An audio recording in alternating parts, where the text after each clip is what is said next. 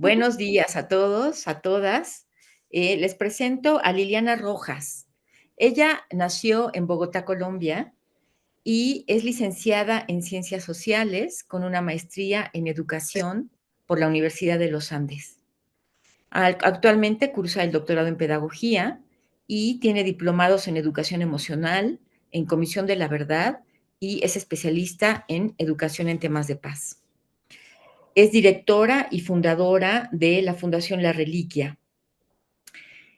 La Fundación La Reliquia es reconocida como una de las 10 mejores emprendimientos de la Universidad de los Andes, que acompaña procesos de paz interior, educación emocional y espiritual desde la meditación en población en condición vulnerable, privada de la libertad, víctimas de guerra y comunidades educativas. También ha sido becada por el Instituto para la Compasión, vinculado a la Universidad de Stanford, que busca combinar la base científica de la meditación y la compasión. Muchas gracias, Liliana, por estar con nosotros. Y gracias por disponer este espacio para hablar un poco más de un proyecto que ha sido tan del corazón. Ahora me gustaría saber que nos platicaras cuáles son los objetivos que se plantean en principio cuando fundan esta fundación, cuando se organizan. ¿Cuáles son sus objetivos primarios? Entiendo que está dirigido a la población vulnerable, a los que están encarcelados o que son víctimas de violencia de la guerra. Platícame un poco de estos objetivos que se plantean.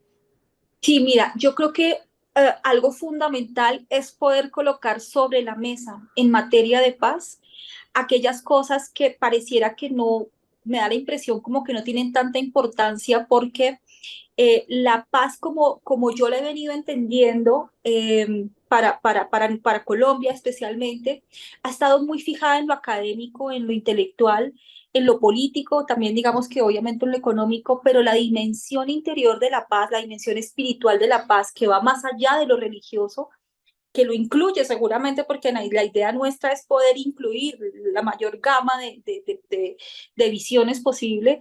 Eh, que esa dimensión de la paz no pueda ser excluida de lo que nosotros como colombianos queremos alcanzar.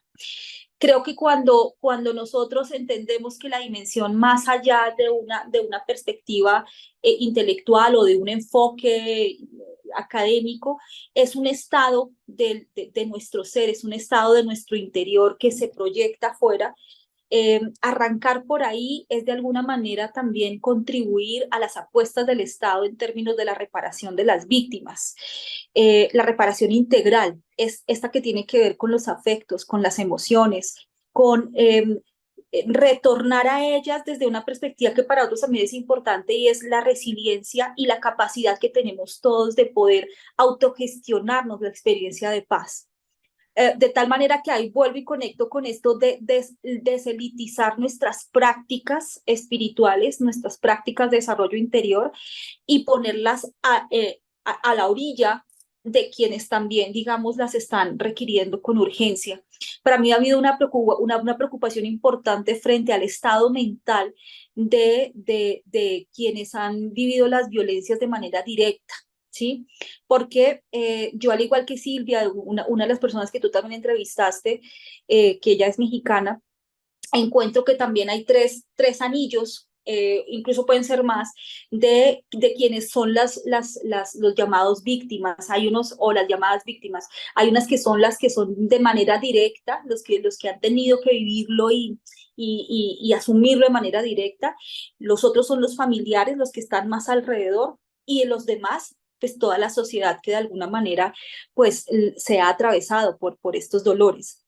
Entonces, digamos que uno de los objetivos de la fundación es colocar esto en la mesa, pero colocarlo desde un lugar que también sea muy juicioso, muy trabajadito, muy responsable, que tiene que ver, ok, vamos a entender qué es la dimensión espiritual de la paz, pero yo siempre he pensado la dimensión espiritual es muy amplia, ¿no? Y tiene diversas posibilidades para ser asumida.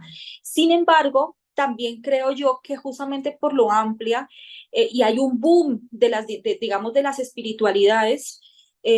Hay gente muy juiciosa haciendo un trabajo por la dimensión espiritual, pero hay otras perspectivas o otros diseños que a mí no me parecen tan juiciosos porque ya he andado también, digamos, he estado vinculada en este camino con muchas cosas que se hacen ahí y yo de ahí me alejo. Entonces, por esa razón, pongo dentro de la fundación, digamos, un tejido entre lo místico, entre la dimensión subjetiva, la profunda que tenemos todos los seres humanos, regresar allí, pero también combinarlo con esto más concreto que también nos ha dado la ciencia, pero no, tampoco no es, digamos, no es todo el enfoque científico el que aquí yo también creo que nos conviene o que coincide, más que nos convenga, es que nos coincida, porque yo esto, por ejemplo, lo he abordado desde las universidades. Yo fui profesora en una universidad acá en una maestría y yo encontraba con cierta resistencia mucho de este lenguaje que yo te estoy planteando.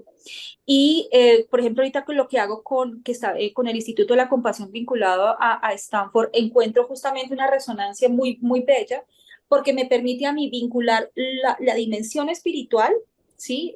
La parte interna, intangible de nuestro ser, junto con, digamos, las metodologías desde lo científico, desde aquello que está comprobado, que está estudiado, que trae la meditación, que trae la compasión como pilares fundamentales para entrar en esa exploración de la dimensión interior del ser.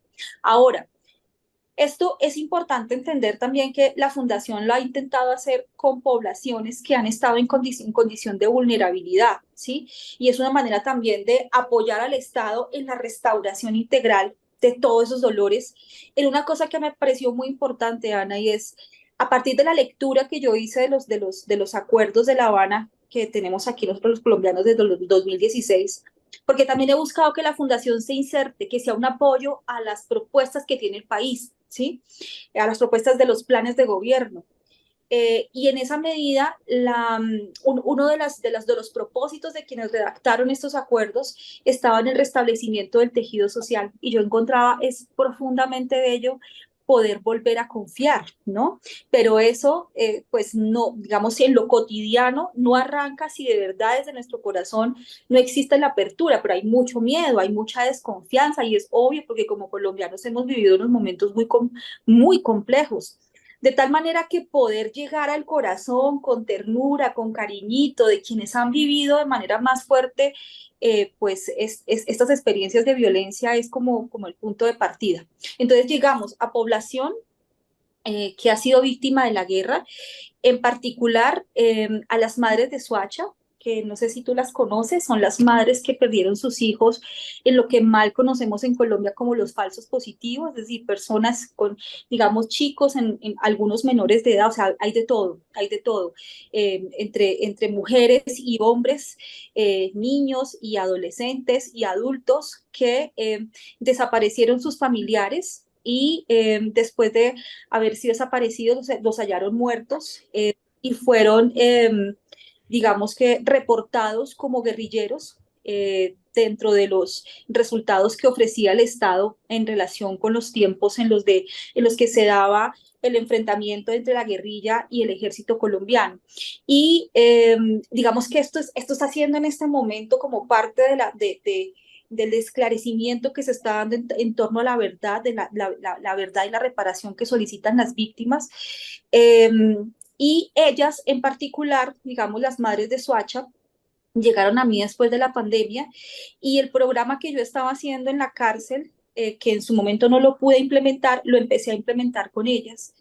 Y encuentra uno muy desgarrador su dolor, porque además de que pierden a sus familiares, digamos, los desaparecen, los asesinan, luego tienen que salir a defender su nombre, ¿sí? Son estigmatizados inicialmente porque, claro, pues lo hallaron muerto como guerrillero, eso es pues porque no estaba en pasos buenos o no, claro, el delincuente, y salir a limpiar el nombre, además del dolor que significaba haberlos perdido y toda la cadena de emociones y de dolores tan profundos, pues queda también el veto de lo que eso significaba. Entonces llegamos a estas madres También llegamos a población privada de la libertad. En su momento, digamos que lo hicimos con el IMPEC, pero este es un trabajo que no hemos podido activar, pero que está ahí también. Yo estoy haciendo el ejercicio de poderlo llevar a través de la meditación vipassana, pero estoy alistando la aproximación y el acercamiento porque entendí también que se requiere de un equipo de apoyo psicoterapéutico, psiquiátrico también, pero que lo entienda desde la dimensión espiritual.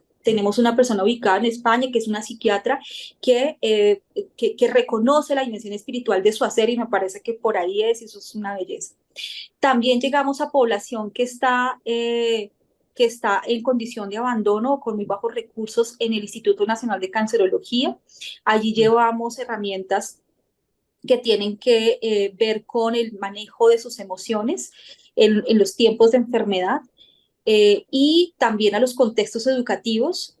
Por eso digamos que la Comisión de la Verdad, que pues es la entidad que se encargó de durante muchos años estudiar lo que había pasado en las regiones en relación con el conflicto armado. Y bueno, es un trabajo que yo te invito a explorar, aunque toca como de apartes porque es un contenido muy rico. O sea, creo que el documento completo tiene más o menos 8.000 hojas.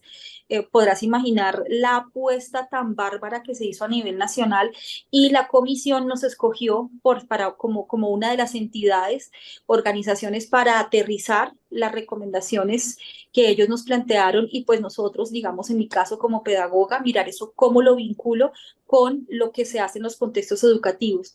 Entonces allá digamos que en los espacios donde también hemos podido, hemos vinculado el trabajo que hacemos con víctimas, en este caso con las madres de Soacha, y las aproximaciones con las instituciones educativas, también lo mismo, llevando experiencias de meditación, de educación emocional, entendiendo que es el tejido de ambas, es lo que permite una plataforma segura para alcanzar la paz interior. Y ese es nuestro lema, ¿no? Pasa adentro, pasa afuera. Primero inicia adentro y eso se ve reflejado afuera. Ahora, a mí me gustaría que nos hablaras sobre cómo concibes el trabajo emocional y espiritual, digamos, en donde se toca lo que es la espiritualidad con la emocionalidad, porque supongo que la población a la que está dirigido tu trabajo o el trabajo colectivo tiene, hay una diversidad de religiones o de intereses espirituales. ¿Cómo Mm. hacen ustedes para eh, entreverar, digamos, esto? Sobre todo para no excluir y para no colonizar, ¿sí? Porque la meditación no es una práctica, digamos, bueno, aquí va a ser un paréntesis. Hay muchos que creíamos que la meditación no era una práctica relacionada a nuestras culturas, ¿sí? Y que estaba más en el nido o en el nicho de las corrientes orientales como el budismo, ¿sí? Pero yo empecé a identificar que nuestros ancestros, nuestros indígenas tenían también sus tiempos dedicados al silencio y a entrar en una comunión profunda con el todo, ¿no? Y así fue entendiendo que no solamente era una propiedad exclusiva del budismo o de ciertos lugares, sino que realmente ha sido parte de nuestra cosmogonía, también parte de nuestra manera de entendernos en el mundo, los tiempos de silencio. Así que creo que, y es para mí eso es importante, y para la fundación es ponerlo en un contexto más amplio. Es decir, cuando hablamos de la dimensión espiritual, estamos hablando de algo que nos atañe a todos, independientemente de nuestras creencias. De tal manera que, por ejemplo, cuando yo llego a las Madres de Soacha, sí digamos que hay una técnica que yo busco que pues digamos se entienda y se pueda aterrizar bien en términos de pues digamos, sentarnos, por ejemplo, a mí me costaba mucho trabajo hacer meditación en flor de loto. Y yo fui a Vipassana y ahí fue cuando entendí que realmente la experiencia del dolor era algo mucho más mental, ¿no? Pero para poderlo yo dirigir a las madres de Soacha, pues yo tengo que reconocer que muchas de ellas tienen enfermedades de X o de Y, o que son, digamos, ya señoras muy mayores. Entonces, reconocer esas características de ellas y de sus necesidades hace que pues digamos, la experiencia de la meditación tenga uno u otro camino. Pero lo fundamental es poder proveer en ellas o en las personas que llegan a nosotros experiencias donde se reconozca ese momento del silencio, ese momento de la comunión con el todo y ser testigos de nuestras propias emociones a través de, digamos, diferentes, digamos, estrategias pedagógicas que allí se han creado al respecto para que puedan eso hilarlo. Ahora, muy importante también la combinación de las estrategias pedagógicas para el desarrollo del pensamiento crítico. Por esa razón, no es, o sea, yo por lo menos en mi experiencia viví, tuve momentos muy difíciles en mi vida hace muchos años, Ana, y encontraba que el silencio per se no me hacía ya mella, porque en cuestión de segundos otra vez estaba yo súper atareada, súper comprimida, otra vez regresaba a ese estado emocional difícil y yo decía, ¿por qué? ¿Por qué? Y dije, no, hay algo en la meditación que ya no logra, ¿qué será? Y con Dancho también, ella fue muy, ella no sabe lo que ha provocado en mí. Eh, recuerdo que poder hacer, digamos, como una revisión de lo que estaba sucediendo en la meditación y luego con el tiempo entendí que eso hacía parte de la meditación reflexiva. Dije, ay, claro, es esto porque además le permite a la dimensión espiritual ser como la base para cuestionarnos la vida, para cuestionarnos nuestros puntos en el mundo, cuál es nuestro sentido, nuestro propósito. Eh, y eso es lo que hace también que nuestra propuesta, digamos, se distinga de otros, digamos, de algunas corrientes religiosas, ¿no? Por eso te digo, mi interés no es evangelizar a nadie, ni es convencerlo de nada, sino es que entre en contacto consigo mismo y desde ahí pueda volver a proyectarse en el mundo. Por eso, digamos, vincular el desarrollo del pensamiento crítico al camino espiritual es fundamental. Entendí en mi experiencia propia que cuando hay un camino espiritual serio, juicioso, con discernimiento, eh, digamos que sí, disciplinado, eso es la base de la emancipación, ¿sabes? Y eso hace que las ciudadanías desde ahí puedan ser ciudadanías más compasivas, más empáticas, más tranquilas. No es que no haya conflicto, sino que podemos dirimirlo distinto. Y eso también ha sido una claridad importante para mí, Ana. Eh, Tiene que ver con que las personas, nosotros no buscamos que la meditación sirva para acallar los derechos del otro ni para acallar a quienes se sienten vulnerados, ¿sí? Como por ahí pasé hace unos días, como no es calladita más bonita, ¿no? Es que podamos aprender a tejer nuestros conflictos internos y los del otro desde un lugar más compasivo, a poner el límite, pero también ponerlo desde un lugar que no nos llevemos al otro por encima, aunque tengamos la razón de frente a lo que estamos defendiendo. Ese es como el giro que yo le quisiera dar pues al trabajo que hacemos en relación con los temas de paz. Qué interesante, me parece interesantísimo.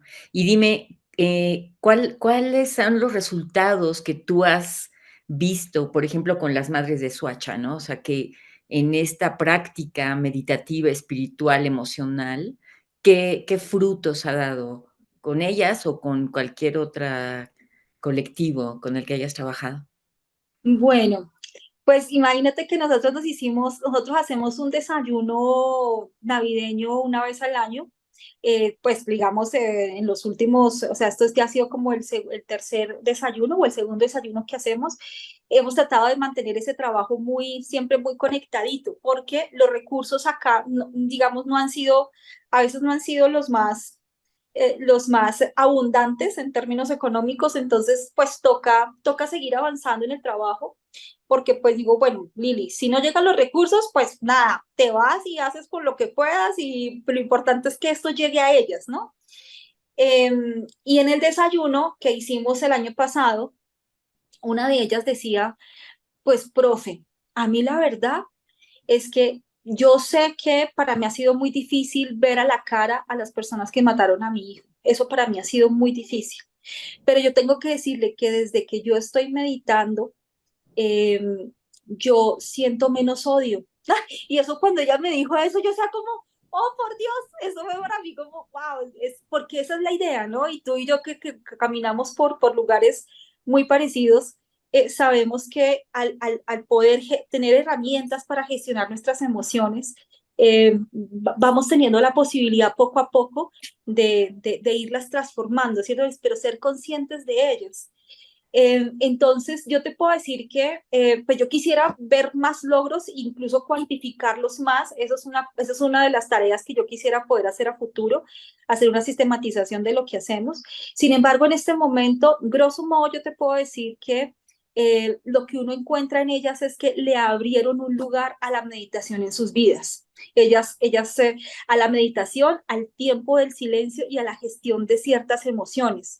Ellas encuentran que hay algo más que nos permite o nos jala no quedarnos ahí atorados a nivel emocional. También en algunas, por ejemplo, se han empezado a cuestionar la manera, por ejemplo, como se paran frente a las consecuencias de las violencias en Colombia. Entonces, hay unas que saben que quieren seguir defendiendo, eh, digamos, la verdad de lo que allí pasó, pero saben que también lo quieren hacer a otro ritmo, con más tranquilidad, ¿sí? Sin que se les vaya la vida en eso. Hay unas que, por ejemplo, dicen, no, yo ya definitivamente quiero como ya, quiero darle un giro a esto, o sea, quiero pasar la página.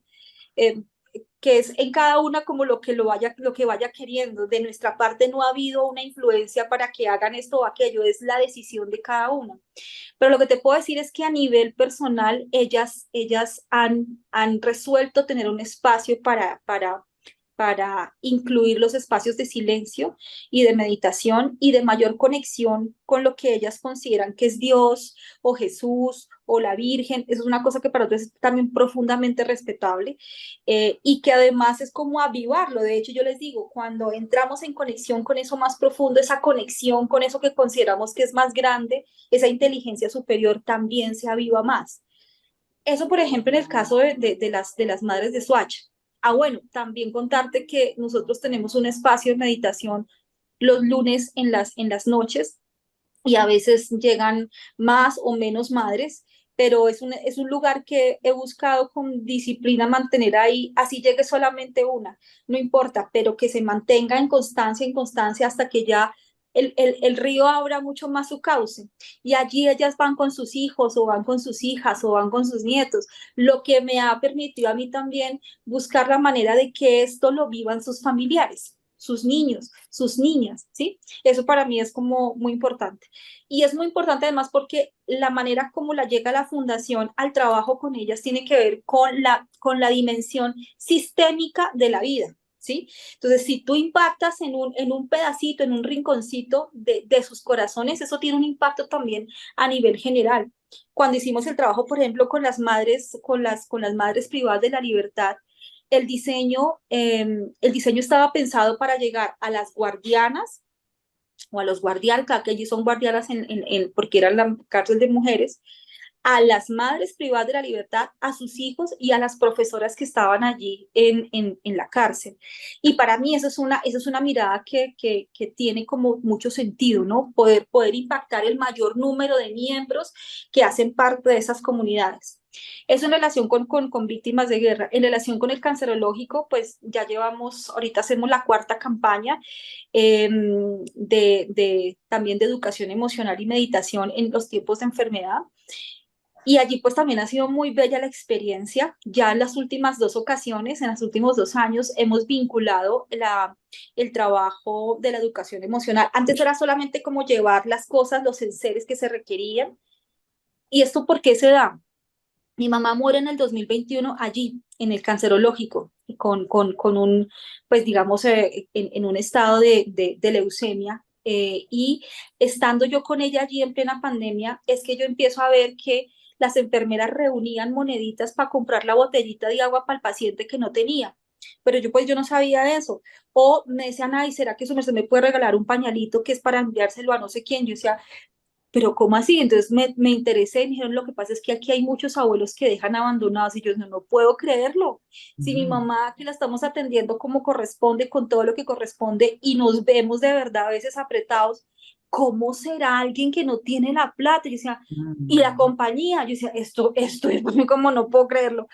Y allí entonces lo mismo, los amigos que te estoy contando, que desde el 2015 me vienen acompañando, les por el WhatsApp, ¿no? Como, oigan, ¿qué les parece si de pronto ustedes donan esto o aquello o aquello o aquello y hacemos como una colecta? Y así llegó en esa primera Navidad, pero vieras la cantidad de cosas, los corazones generosos de quienes acompañan, ¿te imaginas? O sea, yo no sería nada sin ellos, o sea, no, o sea, ellos son como mis ángeles, mis alitas, y allí llevamos estos regalos a los abuelitos.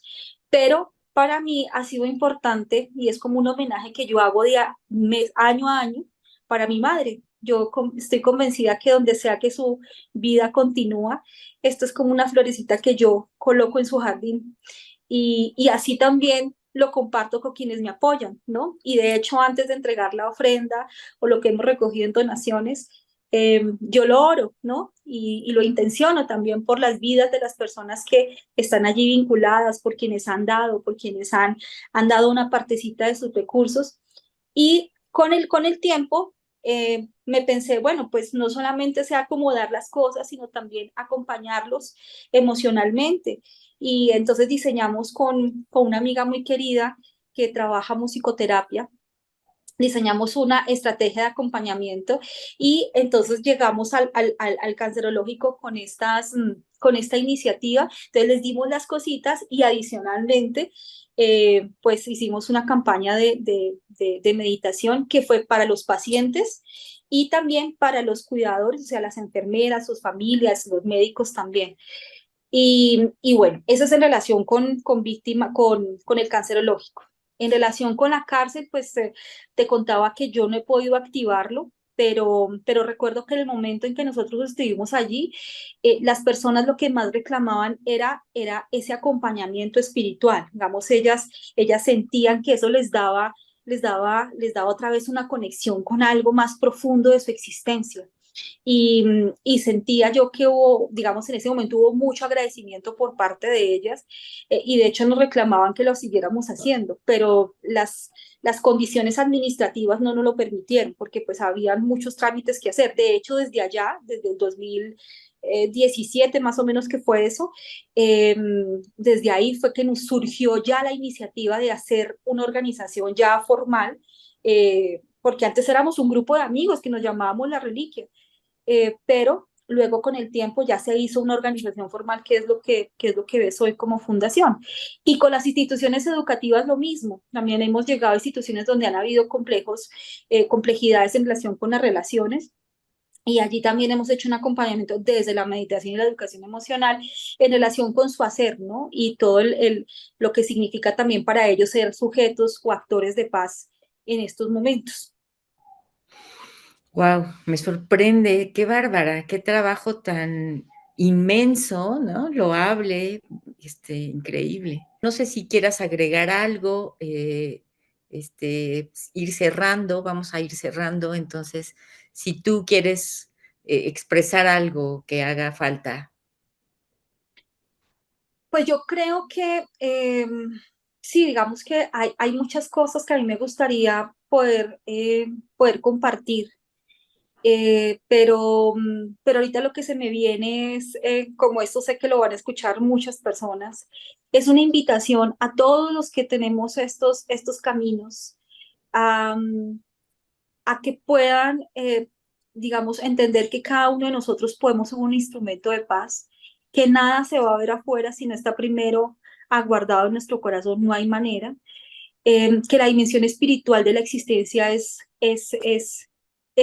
supremamente necesaria seguirla cultivando desde donde se quiera, pero sí tener estos tiempos para parar, para silenciar, en momentos, por ejemplo, como los que estamos viviendo con el ingreso de la inteligencia artificial, mucho más requerimos tener esta base sólida para explorarnos, para explorar esta conexión con algo más grande que nos sostiene. que para algunos es el universo, Dios, Jesús, bueno, como lo quieran llamar, Buda, algo en lo que estamos profundamente unidos, ¿no? Una humanidad compartida. Estamos todos frente al mismo desafío. Y creo yo que si andamos por los caminos de la dimensión espiritual, pues que no sea para volvernos más indiferentes, ¿no? Como aquí yo con mi silencio y que no me a nadie me toque en mi meditación, que nadie me interrumpa, porque es que esto es fundamental para mí. En efecto, lo es fundamental para todos, pero ¿para qué? ¿Para qué? Es un poco también lo que yo hacía en la universidad con la maestría. Yo le indagaba a mis pares, ¿no? Como si estamos investigando, pues que no sea para llenar nuestros armarios de libros en los anaqueles, no sea para coronar nuestras paredes de certificados que a la larga, pues, ¿eso en qué se traduce? Esto tiene que ser para poder transformar, ayudar a transformar la vida de los otros. Pero creo que es muy importante sin dejar de reconocer que todos tenemos la capacidad. Por eso para mí es importante hablar de lo transitorio en términos de que hoy estas personas son las que requieren ser beneficiadas, pero más adelante puedo ser yo o puede ser tú o cualquiera de nosotros. Es decir, nunca olvidarnos de la gran capacidad que tenemos todos los seres humanos y que la vulnerabilidad también es un asunto que hay que reconocer, pero que también hay que buscar la manera de que se pueda trascender y en eso todos tenemos la posibilidad de hacerlo. Entonces, cuando tenemos un camino espiritual, creo yo, pues que si nos lleva a la compasión, nos permite encargarnos con ternura de nosotros mismos, es muy posible que nosotros podamos construir mejores ciudadanías con el otro, más empáticas, más armoniosas, más sensibles. Eh, Creo que por ahí habría más posibilidades de construir experiencias de paz. Así que este es un llamado para todos los que tienen estos caminos, que son un montón, a que puedan desde sus diferentes lugares, pues establecer puentes con los otros y con lo otro. Eso es como con lo que yo quisiera cerrar.